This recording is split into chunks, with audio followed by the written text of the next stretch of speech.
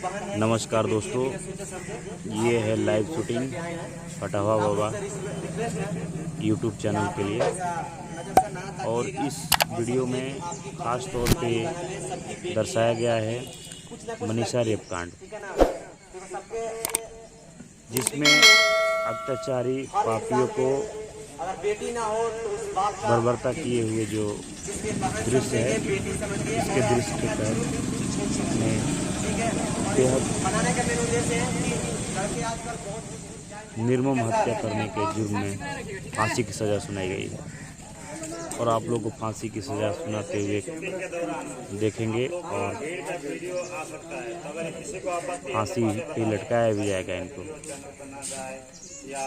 यह वीडियो बहुत रोचक है, आप पूरा वीडियो को देखिए, अंत तक देखिए।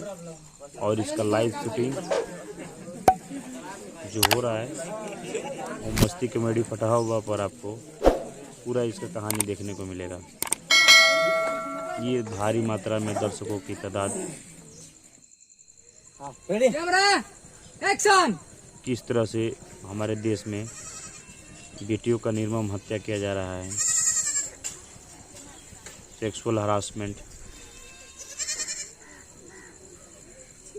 एक देश का जो परिस्थिति है, एक जानवर की तरह ही है फटावा बाबा।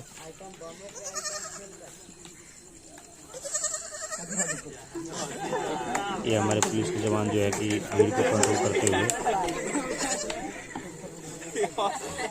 ये शूटिंग हो रही है गोपाल नगर डीएल में, जगनपुर रेलवे स्टेशन से उत्तर साइड में।